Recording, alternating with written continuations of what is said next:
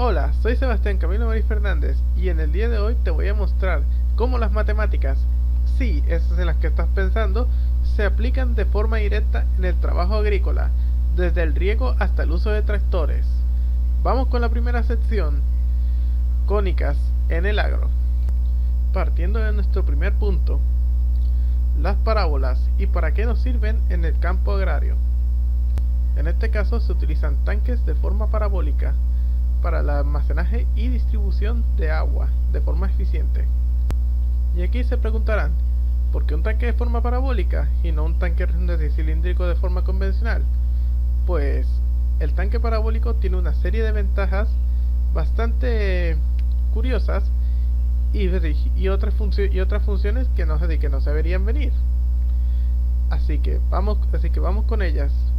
Voy a empezar explicando para qué sirve exactamente el tanque parabólico. El tanque parabólico tiene tres funciones. Una, evidentemente, contener agua. Dos, tener una presión constante, debido a que su forma parabólica le permite mantener por gravedad toda el agua concentrándose en un mismo punto, por donde se encuentra el punto más bajo, donde normalmente se encuentra la salida del tanque. Y 3. Distribuirla de forma eficiente, ya que al tener forma cónica, siempre todo el agua va a fluir hasta el orificio y no se va a quedar reposada ni estancada en ningún punto del interior del tanque. Esto hace perfecto su trabajo, ya que la forma cónica, la forma parabólica, aumenta su resistencia a la presión, lo que le permite contener mayores presiones de volúmenes de agua dentro de sí mismo y de paso funciona de manera pasiva como una bomba, ya que la forma mantiene el agua fluyendo siempre hacia el mismo punto, hacia el centro. Y si lo combinas con una tapa o una campana superior, puedes incluso mantener constantemente la presión sin usar ningún tipo de energía más allá de la propia energía gravitatoria para mover el agua hacia su punto de destino. La presión sin usar ningún tipo de energía más allá de la propia energía gravitatoria para mover el agua hacia su punto de destino. Ahora pasando a la sección práctica. Comenzamos con los parámetros de la parábola de forma estándar con vértices en HK, donde Y es igual a incógnita por X menos H, el punto H, elevado al cuadrado más K. Reemplazamos en este caso H por 0 y 10 por K, K por 10, y nos resulta que Y es igual a por X elevado al cuadrado más 10. Despejamos y resolvemos y obtenemos que A es igual a menos un quinto. Y usamos la función NP LineSpace para delimitar el rango de los vértices que vamos a estar ocupando. En este caso el rango va desde el fondo, que es igual a Y5, que nos dieron, hasta el vértice Y10. Y este espacio se delimita igualándolo a Y. Para posteriormente calcular el radio X para cada punto con la fórmula anterior, que es x igual al cuadrado, pero esta vez moviendo Y al otro lado, pasando a ser Y menos 10 dividido A, y con eso obtenemos los valores X para cada Y. Así que tenemos la función radio de X, que es igual a NP, es decir, la raíz, porque para obtener X sacamos raíz, de Y menos 10 dividido A. Posteriormente, para poder obtener la figura completa, creamos una malla para girar el eje X alrededor del eje Y. Y para esto usamos primero θ, que es la forma del símbolo que se llama así, el símbolo de ángulo, en este caso de ángulo plano, con NP LineSpace para limitar su rango entre 0 y 2, y usamos la función NumPy de un número pi para ser parte del limitador, marcado con 200, obviamente 200 de espacio, definimos lo siguiente, que es y, teta, que son iguales a np, mesh grid, o sea, más la malla, y teta, y x es igual a np outner, o sea, función la x es igual a la función, o sea, la función de np coseno de teta por el radio de x, y z es igual a lo mismo, pero en este caso en vez de ser np seno es np coseno, en vez de np coseno es np seno de teta x por el radio de x. Con esto ya tenemos la representación de la figura en 3 dimensiones. Con esto ya tuvimos la figura, y ahora para poder obtener el volumen volvemos al paso anterior a la creación de la malla y tomamos la ecuación que igual a x cuadrado a la y más menos 10 dividido a, dividido el porcentaje de constante. Y lo que hacemos es, para calcular el volumen del paraboloide de revolución, lo que hacemos es tomar la anterior ecuación, x igual a x al cuadrado igual, ya lo sabemos, y para obtener volumen lo que hacemos es multiplicar pi por la integral de x cuadrado, que es igual a lo que ya sabemos. Así que para esto lo que hacemos es usar la def integrand de y le damos la ecuación, y después damos volumen es igual a integral.quad, es decir, integral cuadrada de integrand, que ya habíamos definido previamente, que es y, en los parámetros de 5 y 10, que son los que ponemos en la gráfica, y esto que es ahora el volumen, lo multiplicamos por pi, y con esto ya obtenemos el volumen, es decir, que ocupa el volumen de la figura. Y para crear la figura en 3D completamente, primero definimos la figura como fig igual a matplotlib.figure. Le damos las dimensiones, y después definimos el eje x, ax igual figura figura.adherir subpuntos, la cantidad de subpuntos de la proyección 3D, de la proyección 3D, y la proyección entre tildes para poder indicarle que es en 3D. Y dibujar la superficie, y para dibujar la superficie se hace un plot surface, superficie, le damos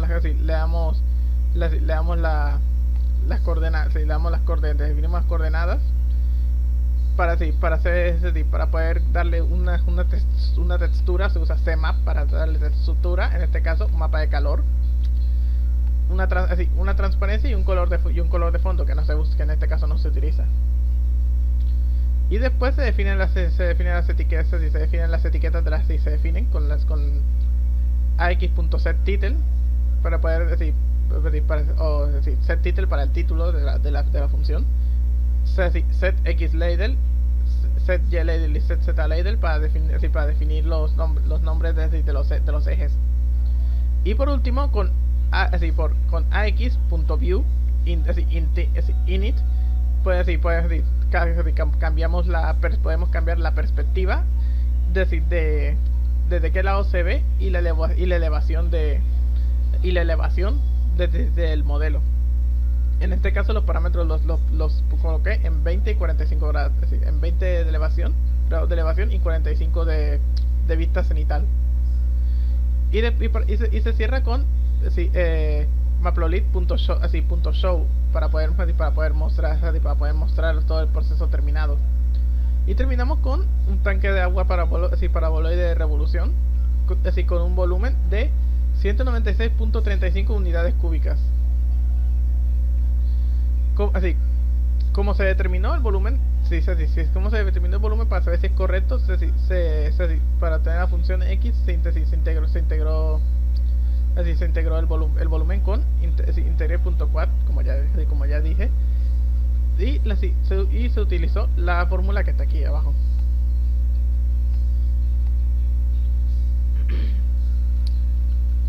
Y para poder determinar correctamente hice otra abajo, que es con el volumen, pero sin la representación 3D.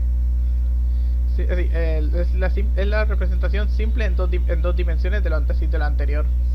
Y como se puede ver, lo mismo, definir los parámetros, la ecuación, x cuadrado, para obtener x, lo mismo, np raíz cuadrada. Integramos de nuevo, hicimos el volumen, solo es que en esta vez se utiliza una graficación en dos dimensiones. Y lo siguiente es una animación que representa, que muestra cómo funciona un tanque, un tanque parabólico, mientras se va drenando por gravedad. Y con esto hemos terminado con el problema del tanque. Y ahora pasamos al siguiente punto, que es el de uso de la elíptica, en este caso en la aspersión. El volumen, solo es que en esta vez se utiliza una graficación en dos dimensiones. Y lo siguiente es una animación que representa, que muestra cómo funciona un tanque, un tanque parabólico, mientras se va drenando por gravedad. Y con esto hemos terminado con el problema del tanque. Y ahora pasamos al siguiente punto, que es el de uso de la elíptica, en este caso en la aspersión. Para esto primero hay que conocer qué tipos de aspersión hay, o bueno, qué tipos de aspersores se usan, mejor dicho. Hay dos tipos: aspersores de una sola dirección, y lo que se usa en este caso para obtener una elipse perfecta, un aspersor bidireccional, cuyos brazos de aspersión suben y bajan mientras van girando, haciendo que su área vaya estrechando y aumentando, y así cubrir bien toda su circunferencia. A partir de este punto, los ejemplos prácticos son más simples, así que no requerirá tanto tiempo. Y vamos a empezar por los semiejes. Lo definimos como A y B, A para el semieje horizontal, el mayor, y B para el semieje menor, el vertical. Y se grafica primero determinando los siguientes parámetros. T es igual a NP, line space, la gráfica, 0, y 2 por pi, o sea, circunferencia de radio con 500 casillas para poder graficar como X es igual a por numpy coseno de t, y Y es igual a B por numpy seno de t. Para obtener el plano del tamaño correcto, se hace con Matplotlib.figure, fixed site, tamaño de la figura 6 y 6 unidades completas para que ocupe toda la tabla. Entonces, pl.plot, para marcar punto de xy, y el nombre de la tabla, que en este caso es trayectoria elíptica del aspersor. Se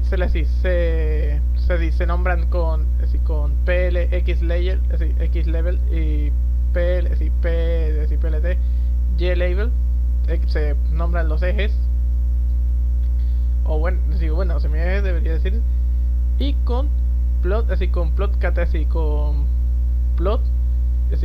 cartography, que se deja la función abierta, punto set aspecto, y igual entre tildes, para que me muestre la casilla, sí, la casilla donde se encuentra el texto. Así, PLT title para el título, PL grid true para que se vea, para que se vean los cuadros internos, los cuadros de la cuadrícula.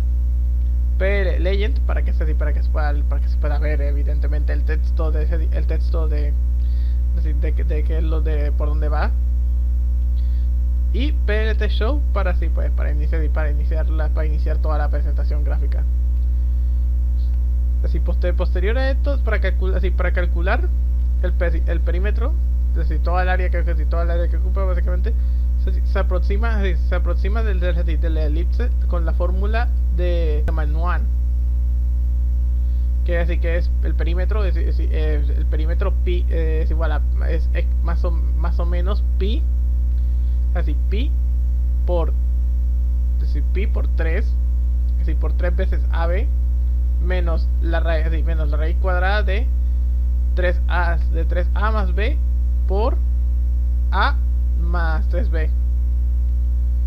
Se dejan las incógnitas vacías que ya se rellenan automáticamente porque A y B están determinados como sus semiejes. Y se utiliza la función print para mostrar el texto al final. Después de la creación de la gráfica. Y con esto hemos graficado la trayectoria elíptica que traza el aspersor mientras gira, y sus brazos en las partes más angostas están apuntando más alto, mientras que en las partes más largas están apuntando más bajo. Y una animación simple de su recorrido que se puede ver en ambas direcciones, y una que se puede ver con un aspersor de una sola dirección en el cuaderno, apuntando más bajo. Y una animación simple de su recorrido que se puede ver en ambas direcciones, y una que se puede ver con un aspersor de una sola dirección en el cuaderno.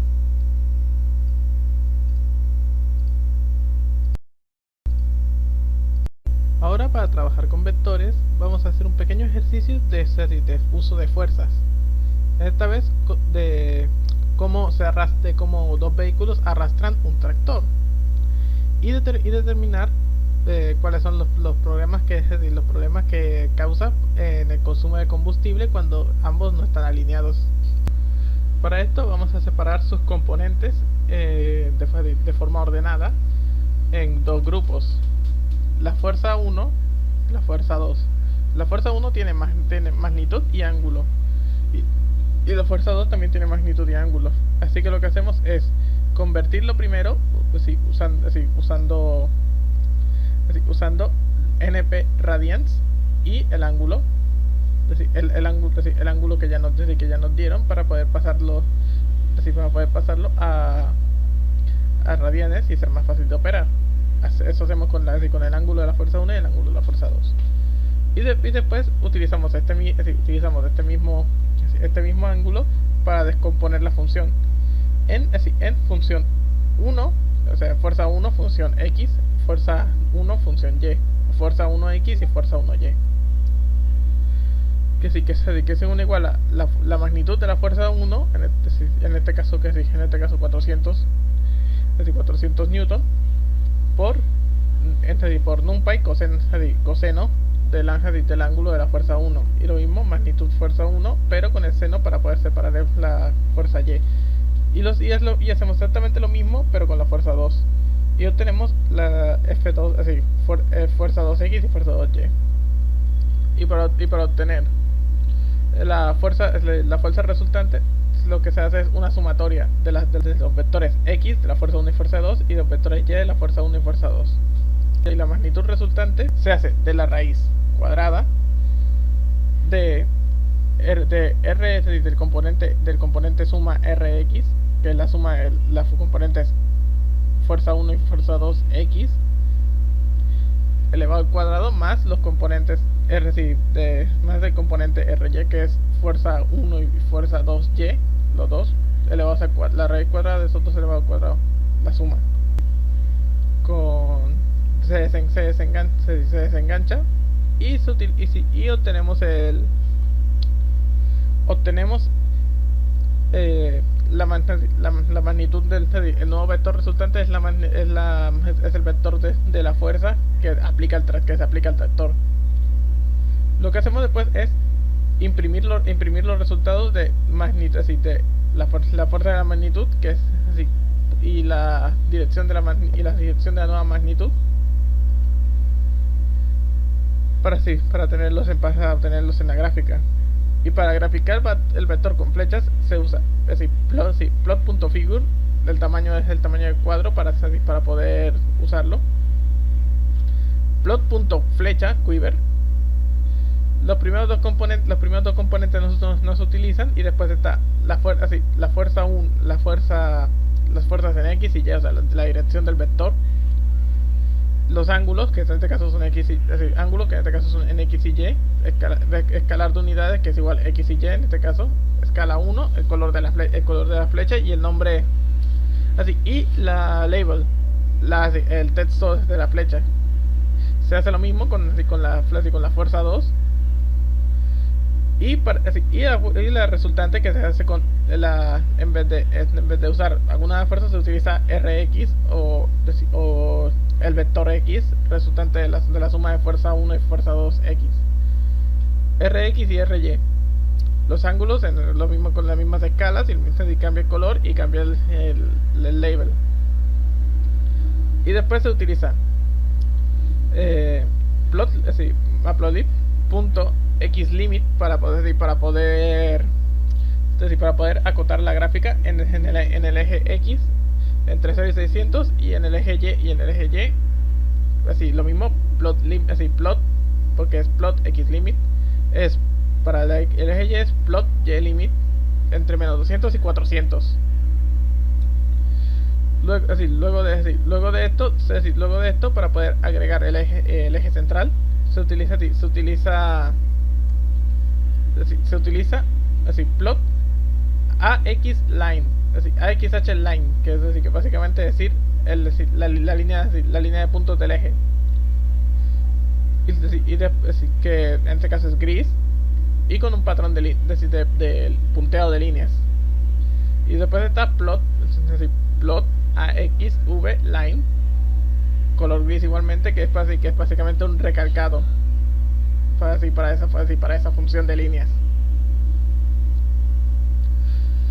O sea, se usa plot.gca, que era vacío, set aspect equal, para que todo se mantenga coherente. Grid, la malla se deja activada, grid true. El título se pone el título de la gráfica. Plot.legend para la leyenda del texto, pero que en este caso no se usa porque es simplemente una gráfica simple. Y plot xlabel para ponerle el nombre a los ejes, en este caso plot xlabel para el eje X y plot ylabel para el eje Y. Y después el plot show para que se muestre todo lo anterior. Y con eso podemos ver la gráfica donde se ven las dos fuerzas tirando, y se nota que el vector resultante tiene una desviación del eje central. Lo que significa que que se está desperdiciando fuerza